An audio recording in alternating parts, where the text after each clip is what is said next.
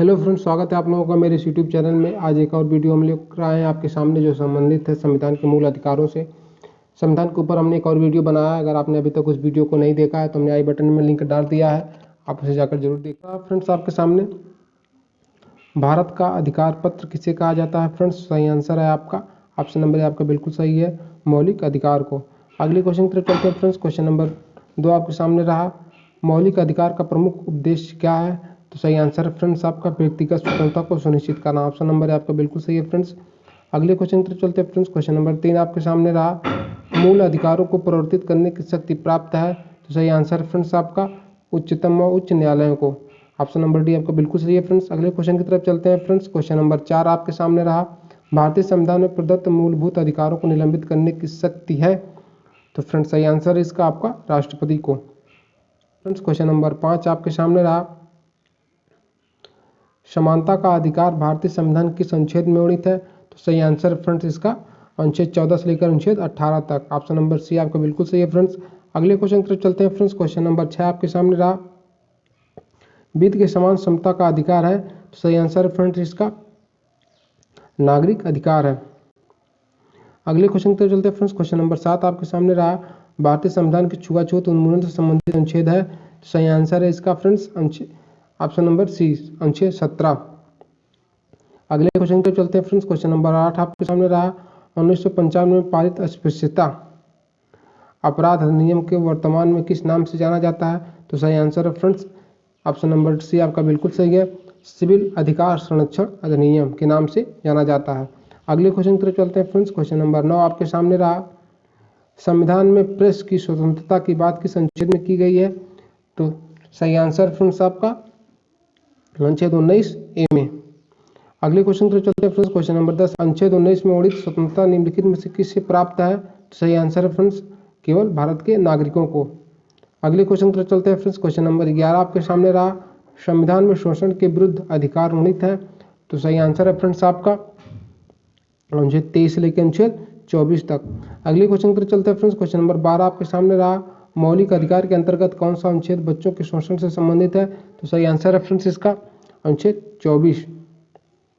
अगले क्वेश्चन की तरफ चलते हैं फ्रेंड्स। क्वेश्चन नंबर 13 आपके सामने रहा, धार्मिक स्वतंत्रता का अधिकार संविधान के किस अनुच्छेद में वर्णित है? तो सही आंसर है फ्रेंड्स इसका अनुच्छेद 25 से लेकर अनुच्छेद 28 तक। ऑप्शन नंबर सी आपका बिल्कुल सही है फ्रेंड्स।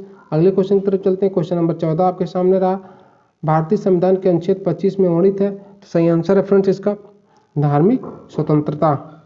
क्या वर्णित है? धार्मिक स्वतंत्रता।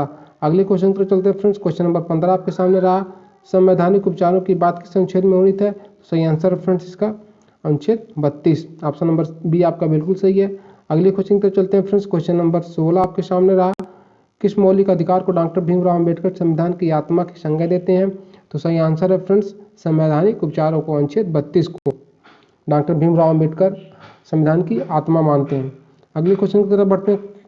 क्वेश्चन नंबर 17 आपके सामने रहा फ्रेंड्स, मौलिक अधिकार को लागू करने के लिए किसी न्यायालय द्वारा जारी किया जाता है? तो क्या जारी किया जाता है फ्रेंड्स? समादेश या रीट। सुप्रीम कोर्ट कितने प्रकार की रीट जारी कर सकती है फ्रेंड्स? 5 प्रकार के। अगले क्वेश्चन की तरफ चलते हैं फ्रेंड्स। क्वेश्चन नंबर 18 आपके सामने रहा, निम्नलिखित में से किस स्थिति में बंदी प्रत्यक्षीकरण याचिका जारी की जा सकती है फ्रेंड्स? तो सही आंसर है आपका दोषपूर्ण पुलिस नजरबंदी।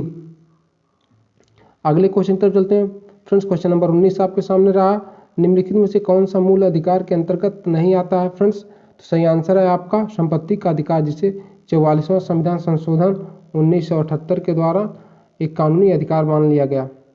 अगले क्वेश्चन की तरफ चलते हैं फ्रेंड्स। क्वेश्चन नंबर 20 आप, संपत्ति के अधिकार को कब समाप्त किया गया फ्रेंड्स? तो सही आंसर है आपका 44वें संविधान संशोधन 1978 के द्वारा। अगले क्वेश्चन की तरफ बढ़ते हैं फ्रेंड्स। क्वेश्चन नंबर 21 आपके सामने रहा, संपत्ति का अधिकार है? तो फ्रेंड्स सही आंसर है इसका एक कानूनी अधिकार है। अगले क्वेश्चन की तरफ चलते हैं फ्रेंड्स। क्वेश्चन नंबर 22 आपके सामने रहा, मत देने का अधिकार होता है? तो फ्रेंड्स सही आंसर है इसका एक नागरिक अधिकार होता है। आप कभी भी इसे राजनीतिक अधिकार मत मानिएगा। अगले क्वेश्चन की तरफ चलते हैं फ्रेंड्स। क्वेश्चन नंबर 23 आपके सामने रहा, मौलिक अधिकार में कौन सी बात की स्वतंत्रता नहीं है फ्रेंड्स? तो सही आंसर है आपका हड़ताल करने की स्वतंत्रता, इसे मौलिक अधिकार के अंतर्गत नहीं रखा गया है।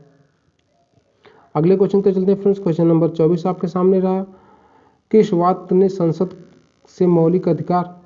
अगले क्वेश्चन की तरफ चलते हैं फ्रेंड्स। क्वेश्चन नंबर 24 आपके सामने रहा, किस वाद ने संसद को मौलिक अधिकार में संशोधन का अधिकार दिया? तो सही आंसर है फ्रेंड्स आपका केशवानंद भारती वाद। अगले क्वेश्चन की तरफ चलते हैं फ्रेंड्स। क्वेश्चन नंबर 25 आपके सामने रहा, कौन से मूल अधिकार विदेशियों को प्राप्त नहीं है? फ्रेंड्स सही आंसर है आपका अभिव्यक्ति की स्वतंत्रता। फ्रेंड्स अगर हमारा वीडियो आपको पसंद आया तो लाइक और सब्सक्राइब जरूर करिएगा। अगर आपने अभी तक हमारे चैनल को सब्सक्राइब नहीं किया है तो प्लीज़ सब्सक्राइब कर लीजिए।